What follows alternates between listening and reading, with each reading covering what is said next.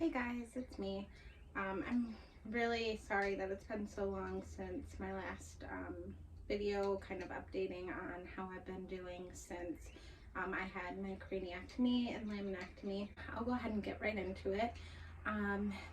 It's been about 4 months since I've had my craniectomy. The surgeon did say they want to keep an eye on the numbness and tingling and any other symptoms I have throughout this next year. So I'm keeping a journal and I'm writing down the different things I feel and when I feel them, so that when I meet with them again, I hopefully will have a better uh, expression of what I'm feeling, so that they can help me navigate what else could be going on in addition to the Syringomyelia and Chiari. The thought is that there's probably more things going on, but my symptoms that I've expressed are kind of vague, which I think that's a fair assessment from my doctors, because I'm not good at expressing myself. I have in my life, the people around me, from the time I was little, family and everything, I have always been minimized.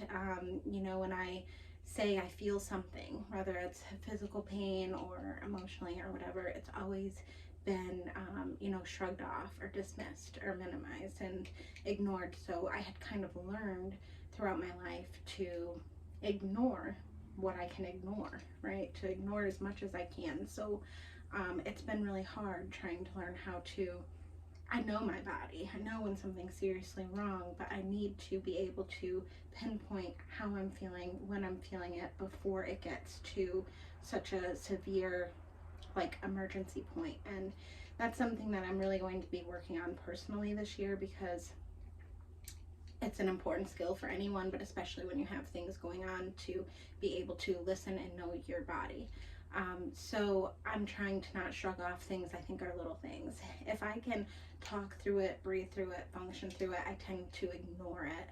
And that's not a good idea to do, when you have stuff going on. Hey, so I made another video, but I was going through it, editing it, and I realized that there was some things that I left out and forgot to say. So I'm just going to pop in here real fast and, quickly share, something that I had forgot. So we'll kind of piece it all together. But anyway, so a brief synopsis on the feeling, the symptoms that I'm having now, 4 weeks out post craniectomy.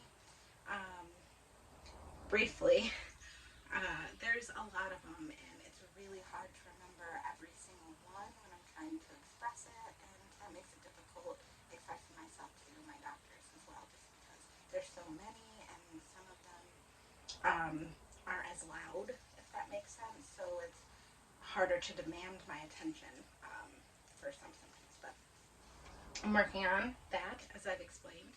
But some symptoms that I do still have would be, I do still occasionally have headaches.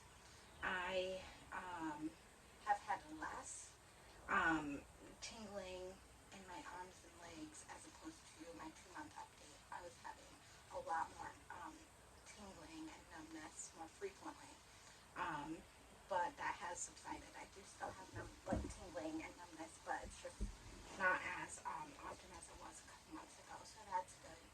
Um, I have a lot of upper back pain, not just like at the top of the neck, but also the mid back. Sometimes that feels like a pulling, stinging, sharp kind of pain.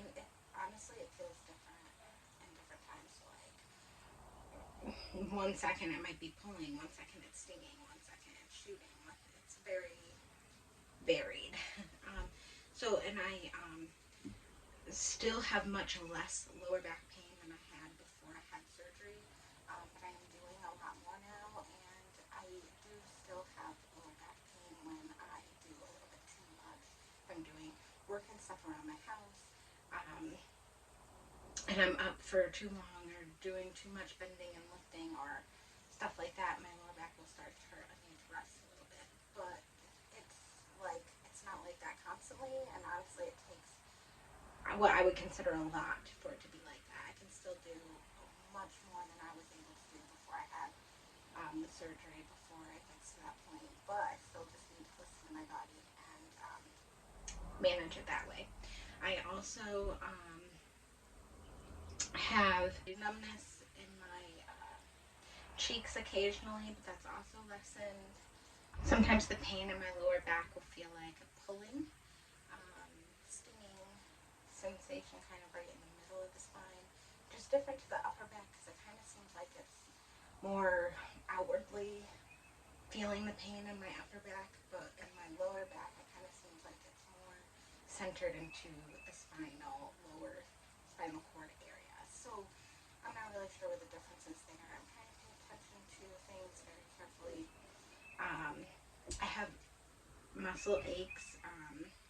In my pain, I have, my muscles jump sometimes. So like in my shoulders and my legs, my cheeks, my eyes, just really randomly throughout my body, I'll have like muscle like jerks, but they're not super intense and they're not very often. I also have like in my joints are very sore. My heels, my knees, my arms, really, and just like all my legs, my whole body, really. The joints are sore. And sometimes they're so sore that like I have to like walk a little funny because it's sore. So I choke on my spit a lot. I get hiccups, but like I get hiccups a lot and I burp a lot. And I'm not sure how it's connected, but I do feel like it's connected somehow.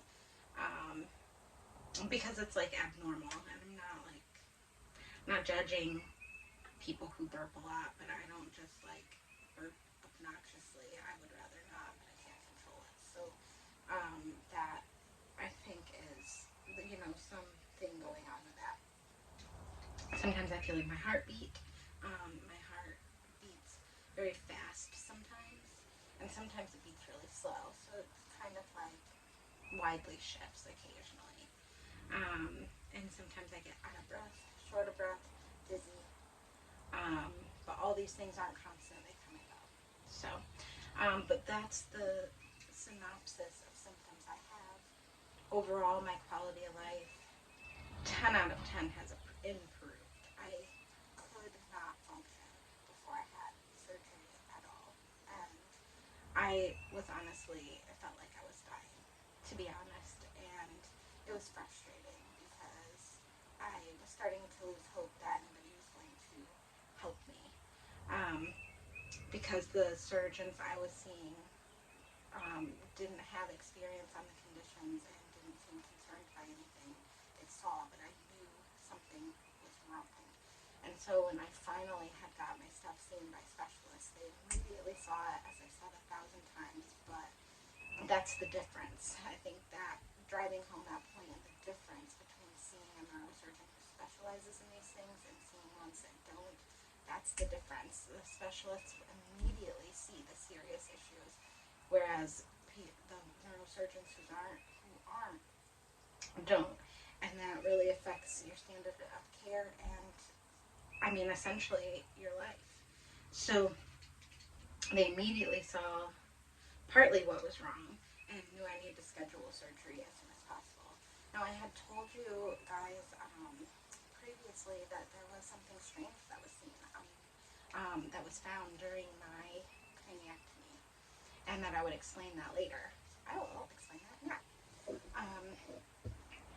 So when they went in for the surgery, they went in and they found that I did have a abnormal and dysmorphic posterior fossa. And in addition to that, when they went in and opened that up, they saw that my brain was weeping fluid, spinal fluid from somewhere, and they didn't know where. And so they went looking around or did whatever they had to do. This is how the surgeon explained it to me. And they saw that there was 2 holes in the lining of my dura, of the brain, up a little bit. And so they were looking for what caused that. They saw that I had an abnormal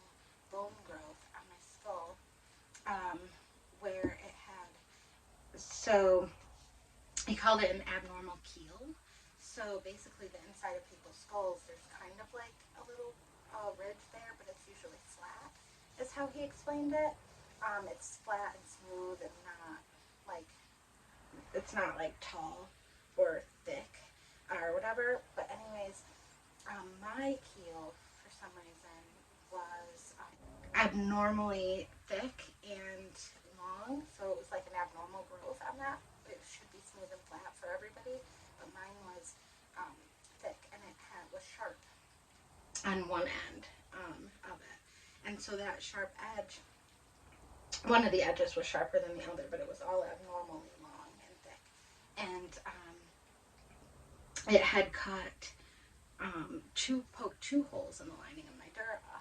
So they had to shave that part of my skull off to make it smooth again, so it would stop cutting into it. And where it had been rubbing against the lining of my brain for who knows how long, it had like severely thinned the lining of my dura of the brain in that area.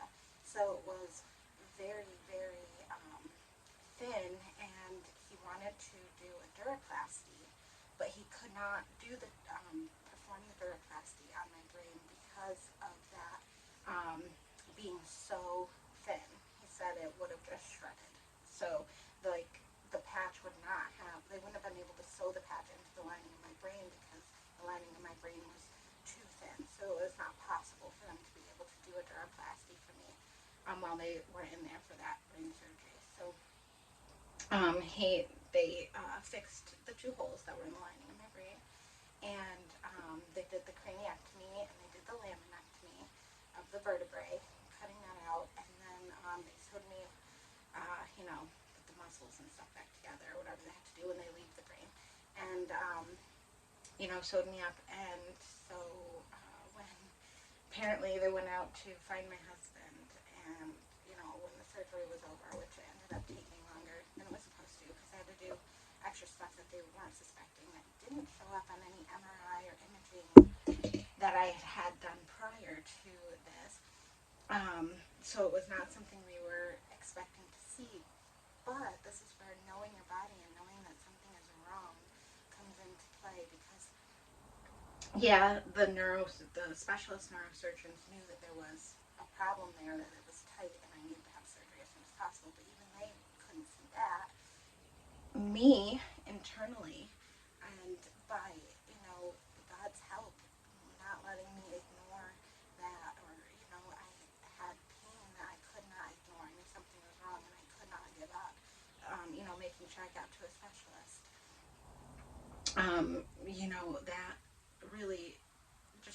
That really drives home the point of we know ourselves. We know when something's wrong, and if I hadn't have listened to myself, or if I wasn't in such excruciating pain that I maybe could have just ignored it, who knows how that could have ended up. So the power of listening to ourselves, trusting God, but trusting God is not a passive thing. I believe that God wants us to trust in Him, but He also wants us to do everything in our power to help ourselves, everything that we can do to help ourselves, and then trust Him with the things that we can't do. And I know not everybody believes in God, and I'm not trying to force my beliefs down anybody's throat, but that's just what I believe, something that has helped me. But anyways, so when the surgeon was done with the surgery, and went out to tell my husband everything was okay and what happened, apparently the first thing he says to him is, well, it was a hot mess in there. And then he, kind of explained that there was more stuff that was going on, but everything was okay, and I was recovering, and everything was fine. But it's really funny to have your, neurosurgeon tell you that your wife's head was a hot mess in there. But anyways, that was my experience, and that was kind of the abnormal thing that was found during my surgery. But it was handled extraordinarily well, with care, and by doctors I'm so thankful for every day, and the staff, everybody who came into the hospital room to help take care of me even after the surgery, and the nurses who answered my questions. I've been recovering. All those things can't be taken for granted, because you could have the best surgeon in the world, but if the staff and the people who are working around them aren't equally as committed to providing good care, the experience is just not going to be as beneficial as it should be or needs to be. So I'm really thankful every day. There's so many doctors who may not be doing their best, or maybe have forgotten about putting patient care first, and really not losing sight of the fact that you're caring for people. You're not caring for paperwork or statistics or whatever. You're caring for a person. And there are doctors who maybe get lost in the monotony of their jobs and forget that fact, but there are equally as many cases of doctors who have not forgot that, who really put their heart and soul in everything they do, and staff that helps them to provide the best care for people, and they realize and they remember that they're caring for people and not statistics, and it really shows. And I think that it's important to shout out all of the good ones we find, just as much as it's important to advocate for ourselves when we maybe come across some with the lack thereof skills in that area. So I'm really grateful, and I hope that's interesting to somebody else going through this, and